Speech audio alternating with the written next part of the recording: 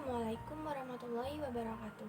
Perkenalkan, nama saya Putri Ramasari dari 11 IPS 2 nomor absen 27. Di sini saya akan dramatic reading naskah monolog cermin karya Nuriantiarno. Jangan tinggalkan saya. Tolong, tolong, tolong. Nyalakan lampu. Saya takut gelap. Saya takut sendirian. Tolong, jangan tinggalkan saya. Cahaya. Saya butuh cahaya. Saya butuh terang. Tolong, cahaya, cahaya. Hei, ya, masih ada. Kukira sudah pergi bersama yang lain-lain. Hei, aku senang kau masih ada. Di depan situ menatapku. Temanku, cuma kamu sekarang. Di sini pengap. Keringat tahan-tintin yang menyembur dari pori-pori kulit. Aku khawatir kalau persediaan air dalam tubuhku habis. Pasti bukan keringat lagi yang keluar, tapi darah. Dan kalau darah sudah habis, sebuah pintu terbuka lebar-lebar, dan aku harus mendorong diriku sendiri untuk bilang, ayo masuki ruangan besar di sebaliknya. Ruangan besar ada sebuah gedung yang besar. Ada apa di dalamnya? Perabotan-perabotannya bagus. Jenis kursi-kursinya dibikin dari kayu apa? Jati atau mahoni? Karpetnya dari India atau Persia? Apa ada hiasan-hiasan dindingnya? Dari apa? Kuningan, perunggu. Lampu gantungnya dari kristal. Kamar mandinya bersih, artinya tidak terdapat lipas di sudut-sudutnya. Dapurnya bagaimana? Selalu tersedia makanan hangat dalam lemari. Aku pedagang antik, harus tahu secara detail perabotan-perabotan tiap ruangan yang kumasuki. Bagaimana? Apa aku akan ditemani atau sendirian? Apa Su ada di situ? Apa dia menungguku di situ? Ya, aku tahu. Kau tidak tahu. Tak seorang pun yang tahu sebelumnya. Masuki gedung itu dulu, baru kau bisa bercerita. Ada apa di dalamnya? Tapi siapa saja yang masuk ruangan besar itu tak akan pernah kembali lagi. Lans, cuma keluhan. Jangan khawatir, seorang kawan bisa menyejukkan suasana. Ada seorang di sekitar kita, lebih baik daripada sama sekali tidak ada. Pada dasarnya, semua orang takut sendirian. Aku juga, kau juga, benar kan? Kita ngobrol-ngobrol untuk mengisi waktu. Obrolan yang intim bisa menambah rasa kekawanan. Tidak usah dijawab. Aku yakin pasti kau mau. Ya, kita akan ngobrol-ngobrol. Aku dapat pertama, kamu yang kedua. Akan kubeberkan semuanya tanpa malu-malu. Tapi mesti janji, begitu aku selesai, kau segera menyambungnya. Dengan begitu, tak akan terasa lagi waktu lewat. Pagi-pagi sekali, tak akan memerlukan mengucapkan salam perpisahan. Barangkali sambil tertawa-tawa. Atau barangkali kita akan saling menangisi. Entahlah, jangan menjawab. Aku tahu kau sama seperti aku, termasuk orang-orang yang selalu berusaha untuk menepati janji. Dengan adanya kau di situ, meskipun kau tidak menyapa apa-apa, bisa kupastikan kita akan selalu bersama-sama, setia sampai mati. Hei, sampai mati. Tiruan yang sungguh-sungguh sempurna. Sampai mati.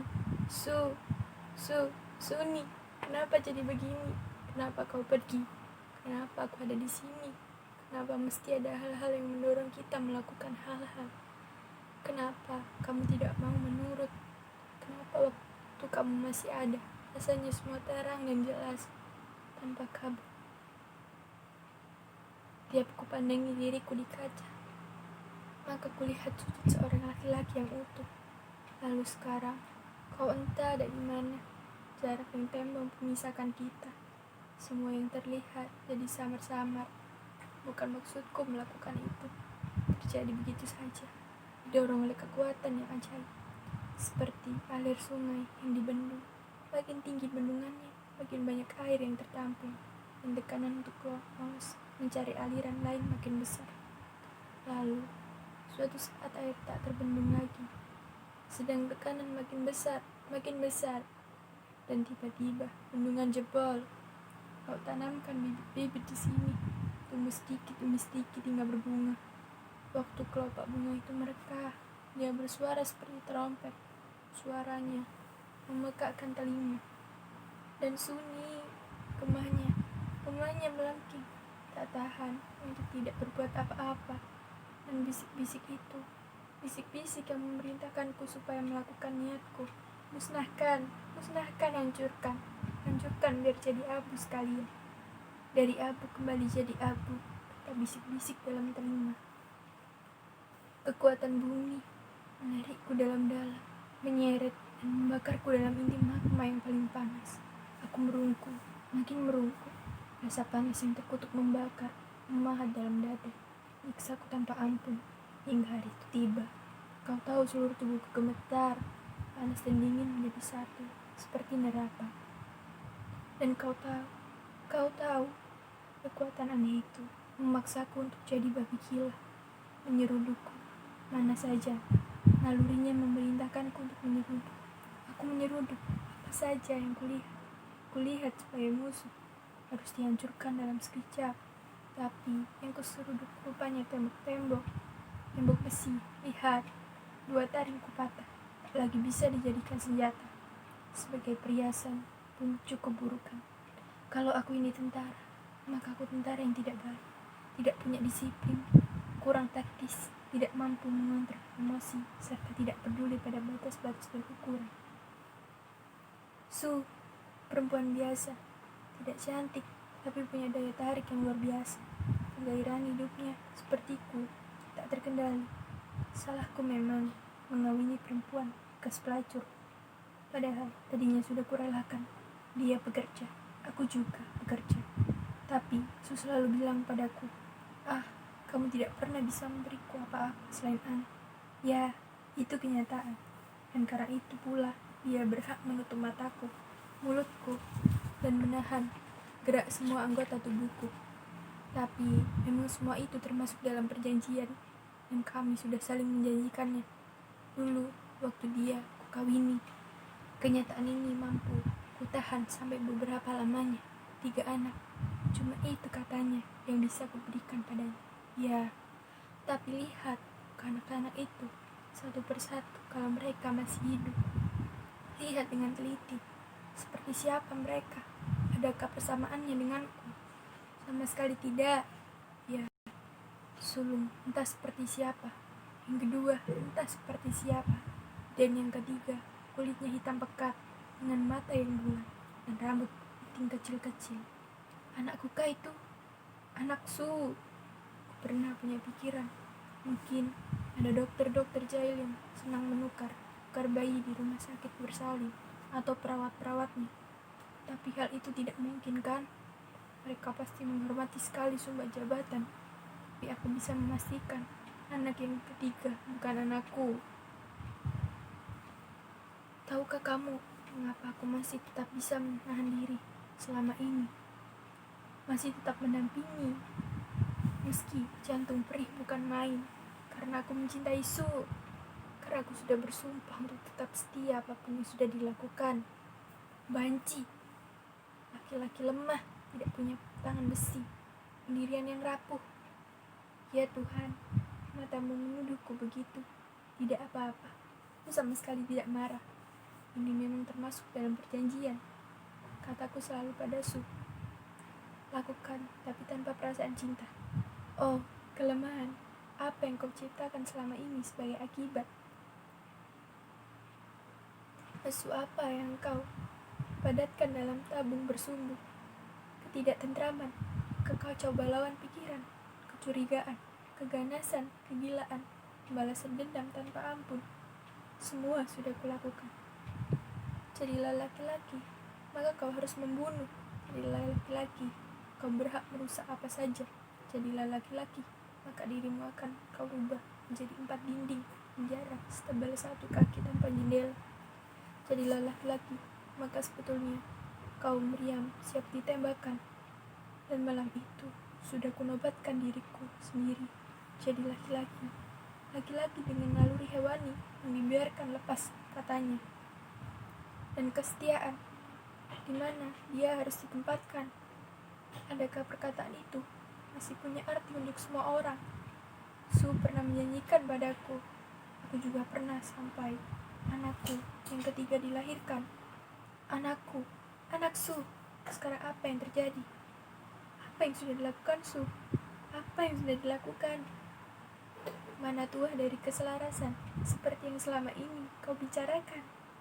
Miliki kesetiaan, lalu orang akan jadi seperti dikebiri, cuma sanggup melihat hal-hal yang baik saja. Satu saat, jika kebetulan terlihat keburukan-keburukan yang sebetulnya sudah menjadi mimpi buruknya selama berjam-jam, dia tidur, maka dia akan bilang dengan mata merah, "Ah, cuma bayangan kekuatan," padahal terbalik. Waktu kesabaranku habis, aku menyatakan pada Su supaya menghentikan segala kegiatannya. Maksudku baik demi anak-anak dan masa depan keluarga. Nama baik, kataku padanya, asuhlah anak-anakmu di rumah. Kalau bosan, sulamkan baju-baju hangat, atau kalau mau bekerja juga, bekerjalah, tapi yang pantas. Tapi kau tahu yang terjadi kemudian. Su lebih gila lagi, dia seperti dan lepas kendali. Apa yang terjadi? Kataku dalam hati. Kalau dulu aku masih tidak peduli, sekarang keadaannya berbeda. Umurku mulai menginjak masa tua. Aku butuh ketenangan. Aku butuh perempuan yang kucintai dan mencintaiku. Aku butuh perhatian dan diperhatikan. Dan semuanya sudah terjadi akibat dari kau. Oh, kelemahan. Besok aku akan dihukum mati. Pertama kali dalam penjara. Sudah kubunuh 6 orang dan melukai 3 orang. Betulkah itu? Sebagian besar tenaga waktu itu. Oh, aku tidak tahu. Hei, kau masih ada. Temanku, syukurlah. Jangan pergi, tetaplah di sini bersamaku. Tapi tunggu aku. Sering melihat kamu, tapi lupa di mana. Siapa namamu? Namamu? Ya, namamu. Betul, sering melihat kamu. Barangkali di pasar atau di bioskop atau di sebuah toko. Entahlah, aku yakin kita sering ketemu. Siapa namamu, Tuan? Jangan balik bertanya. Kutanya siapa namamu. Apa yang sedang kau kerjakan? Nirukan apa saja yang aku lakukan. Untuk apa? Apa itu perlu? Ah, aku ingat sesuatu. Suatu malam, seorang berjubah kudung abu-abu berdiri di depanku dan berkata, "Kamu jadi makhluk. Kamu sekarang hidup. Kamu kujadikan dari berbagai zat. Tubuhmu terdiri dari unsur-unsur air, udara, tanah, cahaya, dan api. Aku bertanggung jawab penuh pada pertumbuhanmu. Aku yang menciptakan kehidupan yang terlepas dari susunan kehidupan kami, para penguasa langit. Susunan kehidupan yang otonom terjadi berabad-abad yang lalu. Waktu itu aku sendiri juga berabad-abad lamanya, sampai aku betul-betul tidak tahan. Siapa yang tahan dijerat sepi, sendirian tanpa kawan yang bisa dijadi berunding sesuatu? Lalu aku meminta pada penciptaku, Tuhan berkerudung abu-abu yang tidak bisa kulihat wajahnya, yaitu berikannya aku seorang kawan yang akan mendampingiku dalam susah dan senang. Syukur, permintaan rupanya masuk akal. Aku diberi satu orang, makhluk yang keadaannya berbeda denganku. Secara keseluruhan dia lembut, tapi kami cocok. Kalau kami saling peluk untuk mengusir kedinginan malam, berbagai getaran aneh menjalar di seluruh tubuh. Dia juga begitu katanya.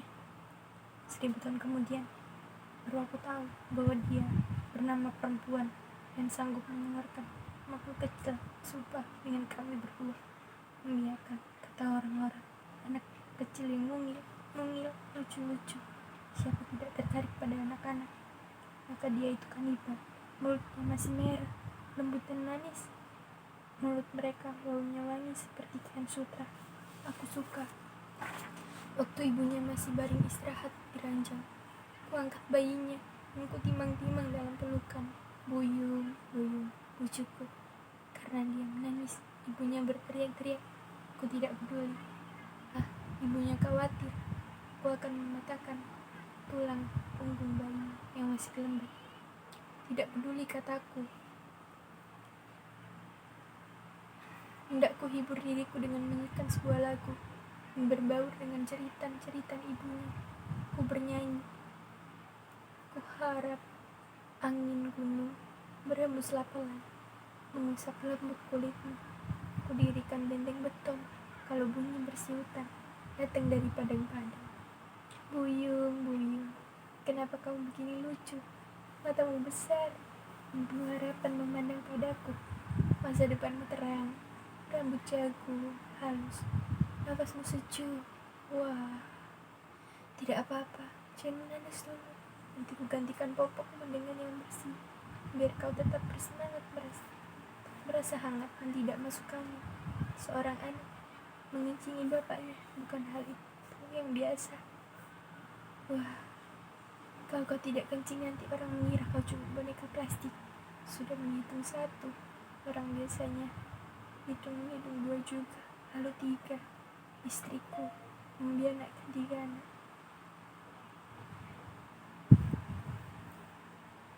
Kamu lihat, semuanya sebenarnya bisa menjadi cerita yang manis, dan selamanya akan manis. Bermula manis dan berakhir manis. Kalau saja tidak ada paksaan-paksaan, penyudutan, keinginan mustahil, keserakahan, semua hal-hal buruk. Lalu aku ini seorang penari, aku suka menari, bukan macam-macam tarian. Mampu kutarikan, akan kutarikan dengan mulut tersenyum dan suka hati. Mula-mula memang terjadi seperti itu. Musik, lalu anggota tubuhku gerakan menuruti irama yang sudah ditentukan. Gerakan-geraknya yakin pasti indah, tapi celaka. Musik bagus berangsur lenyap berganti dengan bunyi-bunyi aneh. Lihat, semuanya sebetulnya bisa menjadi cerita yang manis, dan selamanya akan manis. Bermula-mula manis dan berakhir manis. Kalau saja tidak ada paksaan-paksaan, penyudutan, keinginan mustahil, keserakahan, semua hal-hal buruk. Kalau aku ini seorang penari, aku suka menari, sebutkan macam-macam tarian yang mampu kutarikan, akan kutarikan dengan mulut tersenyum dan tanda suka hati. Mula-mula memang terjadinya seperti itu. Musik, lalu anggota tubuhku gerakan menuruti irama musik yang sudah ditentukan. Gerakan-gerakannya aku yakin pasti indah, tapi celaka. Musik bagus berangsur lenyap berganti dengan bunyi-bunyi aneh. Adanya tanpa peraturan. Aku berhenti tapi tidak bisa. Aku berusaha menghentikan gerakan-gerakan dariku tapi tidak bisa. Ada kekuatan aneh yang memaksaku untuk terus menari meski tidak kusukai. Dorongan aneh itu bikin aku terus menggerakkan tubuhku, mengikuti musik kacau yang bunyinya makin bising. Aku berteriak, suara tidak keluar. Aku berteriak dalam hati, tolong aku, mau berhenti, stopkan, tolong. Aku harus terus, hingga hal itu membuatku gila. Sudah pasti gerakan-gerakan tari tanpa isi karena rasa sama sekali tidak kugerakkan berdasarkan keinginan hati dan jiwa. Aku teriak-teriak dalam hati, berhenti. Aku belum mau mampus. Aku kepayahan. Tolong, stopkan. Tapi siapa yang sanggup menolong? Melihat orang-orang sekelilingku juga melakukan hal yang sama. Menarikan tarian yang belum tentu ingin mereka lakukan. Dunia penuh dengan manusia yang menarikan gerakan-gerakan yang aneh. Dan wajah mereka kelihatan menderita. Barangkali wajahku kelihatan seperti wajah orang-orang yang kulihat.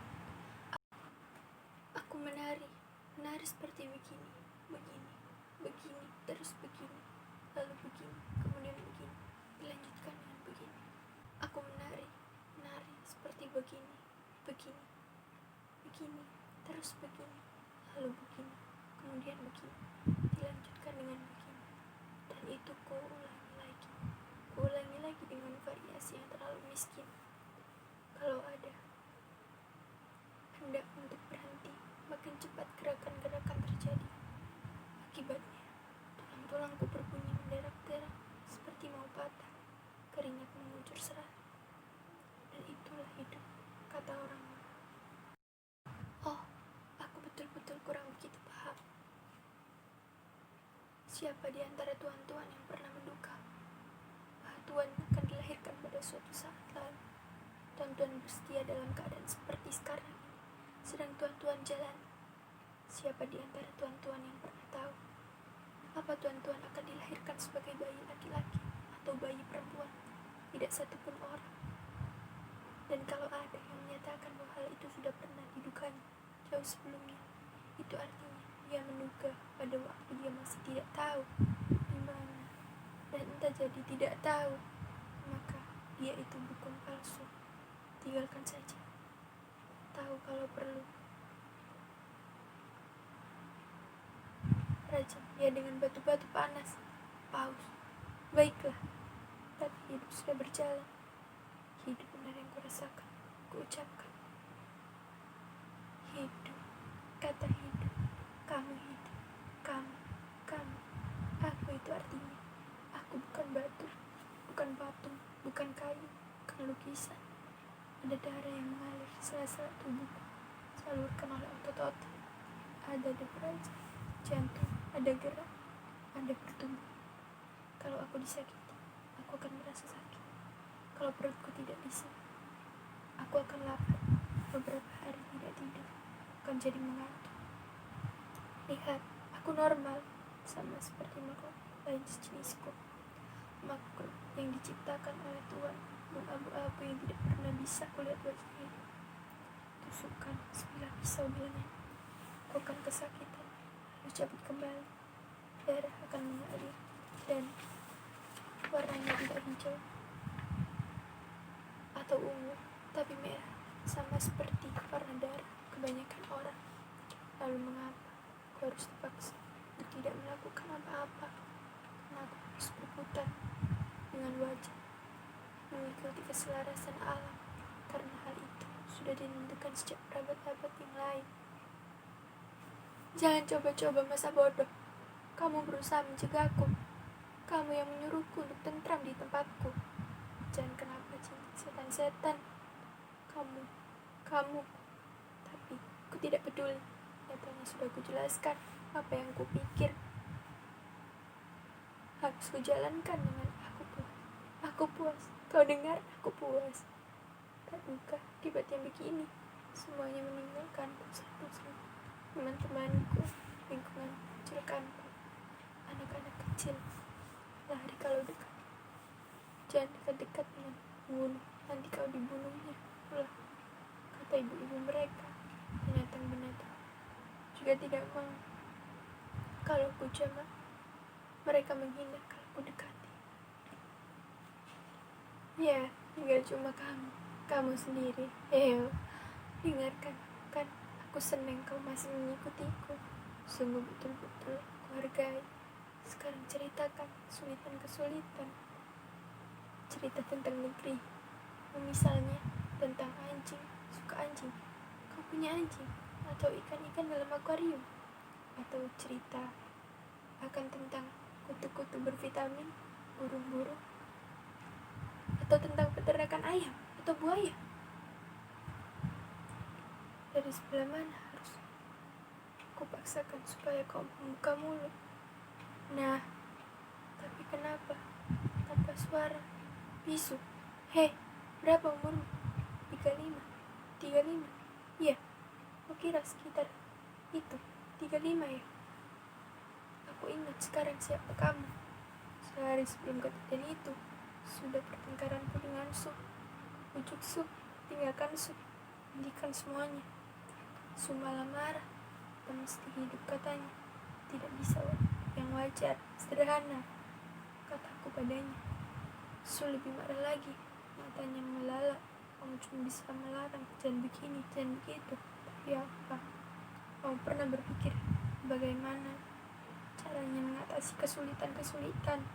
Aku jelaskan lagi. Aku ingin janji kita dulu. Kalau kau melakukan dengan orang-orang yang berbeda tanpa rasa, apa-apa masih kupikir-pikir. Tapi, Su, demi Tuhan, jangan biasakan cuma dengan satu orang. Su makin marah. Dia membayar dengan baik, katanya. Lalu pergi dengan membanting pintu. Tidak, kataku dalam hati. Mulutnya memang mengatakan itu, tapi kilatan matanya menceritakan pertanyaan lain. Rasa panas dan dingin tiba-tiba menyatu dalam tubuhku. Aku juga berdiri seperti sekarang ini, menghadap ke satu arah dan melihat kamu. Lalu pada malam harinya, malam kejadian yang luar biasa sepanjang sejarah hidupku, aku juga diam-diam seperti begini, memandang ke satu arah, ke satu titik, dibatasi oleh garis samar kita saling tatap, niat yang sudah lama terpendam, berkobar lagi, tanpa mau mencegah, lagi-lagi mencegah. Kau beritahu lagi tentang keselarasan, susunan alam, kita yang sudah diatur oleh Tuhan berkerudung abu-abu yang tidak pernah bisa kulihat wajahnya itu. Tapi kamu tidak pernah mempelajari aliran air. Makin dibelukan, makin berusaha untuk menjebol. Aku menolak, menentangmu, melakukan terbalik dengan apa yang ingin kau lakukan. Cari sebilah pisau dengan gampang ku dapat. Ada di terselip antar barang-barang antik dari kuningan dan perunggu serta benda-benda tajam lainnya. Tidak bisa pendek, bikin Arab yang bengkok. Pos hingga tajam, lalu melangkah menuju gelap tanpa menghiraukan cegahanmu. Langkahmu yang berat, tersiap mengikuti langkahku, memegangi kakiku, tapi aku tidak peduli. Jauh di belakang, sana aku dengar juga teriakan seorang mencegah. Kata siapa? Kutulikan telingaku, memitakan mataku. Aku tidak menengok ke depan saja melangkah kaki, hancurkan siapa saja yang berusaha menghalangi. Niatku sudah kendam, galaknya makin menderu, seperti mesin perahu, tempel yang siap mendorong ke tujuan mana saja ku ingin. Rasa sakit akibat sayatan silet di kulit dari orang yang kita cintai. 1 atau 2 mampu kita tatahkan, 3 atau 4 mungkin juga masih, 5 atau 6 bisa dipikir-pikir untuk dilupa dan dimaafkan atau tidak. Tapi kalau sudah terlampau banyak, tidak bisa lagi dihitung. Apa bukan manusia biasa yang terdiri dari darah dan daging dan punya rasa sakit karena kekecewaan? Kutuk diriku sendiri.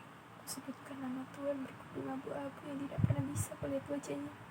Maksudku mau minta tolong, cegah keinginan Eden yang sudah menggalakkan siapku. Bahkan tidak ada jawab. Tuhan itu muncul juga tidak, dan itu malah mengacaukan, tidak membantu menyelesaikan soal. Dalam gelapku diamku tak ubahnya seperti diamnya permukaan air dengan arus ke atas di bawahnya, siap menenggelamkan siapa saja. Aku menunggu dalam gelap. Perasaan-perasaanku jadi mampu meneliti dengan lebih jelas, dan 2 makhluk lain jenis itu, iblis mereka. Apa yang telah mereka lakukan di depan mataku tidak tanggung-tanggung mereka lakukan untuk bisa saling memuaskan. Kau ini seorang pelacur. Kutunggu waktu dia melacurkan diri. Selalu kutentramkan hatiku karena yakin yang dijual cuma tubuhnya, tapi cintanya tetap untukku, cuma untukku. Tapi yang sekarang terjadi lagi. Selama bertahun-tahun aku mampu menelan kejadian-kejadian dengan sabar, seperti kesabaran seorang martir. Tapi yang sekarang terjadi, apa mungkin terus diam? Lalu kau tahu apa terjadi kemudian? Aku ingat kau ada di dekatku waktu itu. Tubuh enteng terasa melayang. 2 orang di depanku jadi selimut, sekecil semut. Tak lagi aku takut pada siapapun. Sudah laki-laki itu, berapa orang malam jadi korban robekan belati di perut mereka. 4, 5, 6, 20, 23. Ketika tugasku selesaikan, tanpa menyesali, menuju rumah, menunggu 3 anak-anak sungguh, dan mereka tidak punya dosa apa-apa. Tapi bisakah pikiran yang gelap mempertimbangkan hal itu? Dengan bedil 2 lop yang pelurunya mampu menghancurkan kepala seekor badak, aku menghabisinya semua. Entah berapa banyak sudah menanam benih di tanah subur milik Su. Benih itu jadi 3 bakal pohon.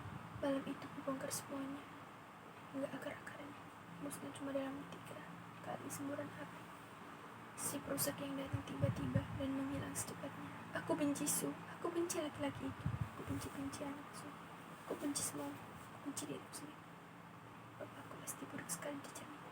Tadi ku coba dengan puas memandang hidup aku yang runtuh, dijilat-jilat.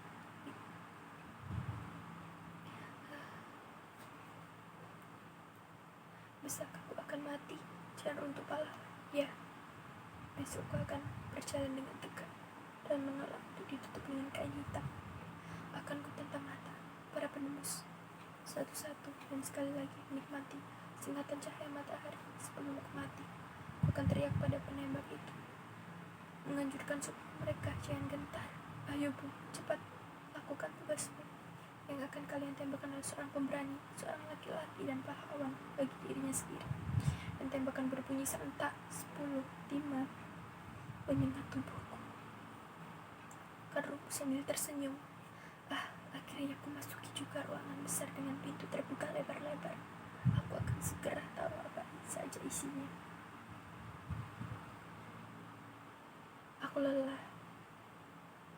Sekarang giliran bercerita. Kenapa diam saja? Kenapa curang? Tidak menepati janji. Sudah kubuka semua. Kau harus ganti membuka rahasia-rahasia kita. Cuma kita berdua yang tahu. Rahasia-rahasiamu. Ku bawa mati. Dan rahasia-rahasia tentunya. Dan rahasia-rahasiaku tentunya juga kau bawa mati. Kenapa tetap diam? Kenapa tidak mau bicara? Kenapa menatapku seperti itu? Kenapa? Kamu curang, kamu seperti Su. Kamu jahanam, sama seperti Su. Tidak pernah mau melihat orang, cuma mau melihat dirinya sendiri saja. Kamu serakah, sama seperti Su. Ingin tahu isi perut orang lain, tapi tidak mau memperlihatkan perut sendiri. Tidak butuh kamu seperti itu. Biar kamu pergi meninggalkanku seperti yang lain-lain. Kamu bangsa, sama seperti Su. Tidak pernah mau memikirkan perasaan orang lain. Tidak mau manis-manis, baik di depan maupun di belakangku. Depan menghina, kamu anjing seperti Su. Memakan makanan apa saja yang dijumpainya, jalan-jalan atau di tong-tong sampah.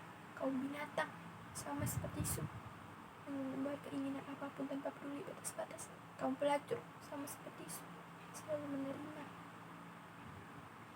tapi tidak mau memberi. Kamu, aku benci kamu. Benci dari ujung rambut sampai ujung kaki.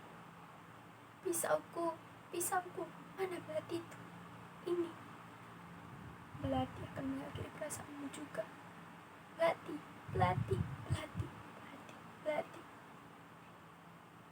Jangan coba-coba halangiku tuan berkudung abu-abu yang tidak pernah bisa kulihat wajahnya. Jangan coba-coba halangi. Belati. Jangan pergi. Jangan pergi.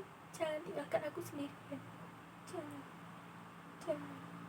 Aku masih butuh seorang di sekitarku.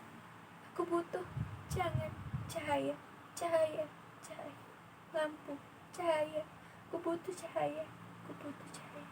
Cuma cahaya aku butuh satu-satunya sekarang. Aku butuh cahaya.